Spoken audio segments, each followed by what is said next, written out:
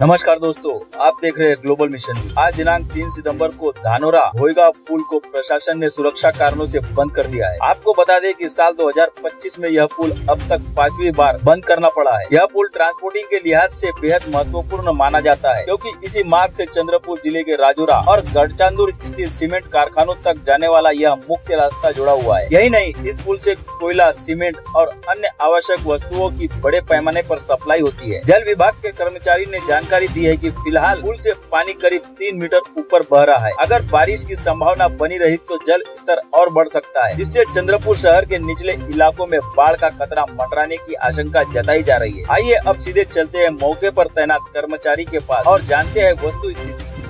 नमस्कार, माझं नाव मंगेश गौतम कांबळे। मी प्रॉपर इथला धानोरा गावचा आहे आणि मी इथंच केंद्रीय जल आयोगामध्ये बाह्यस्त्रोत कर्मचारी म्हणून काम करत आहे। तर इथं आपल्याला दिसूनच राहिला आहे की धानोरा भोईगाव गडचांदूर जोडणारा मार्ग हा सतत 2 दिवस झाले पाण्याखाली आलेला आहे। तरी ह्या हप्त्यामध्ये कमीत कमी 3री वेळ हा बुडालेला आहे आणि ह्या वर्षी म्हटलं तर कमी जास्त 6 ते 7 वेळा बुडालेला आहे।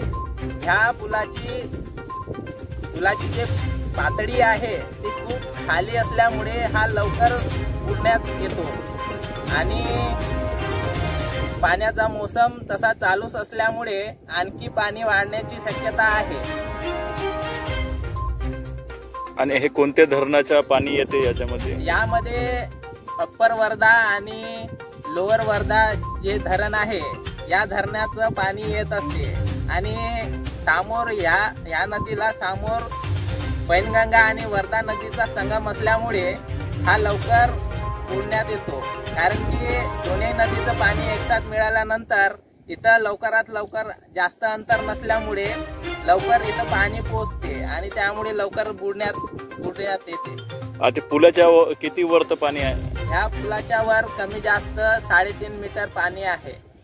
हा लेवल कमी होऊन राहिला जास्त आहे?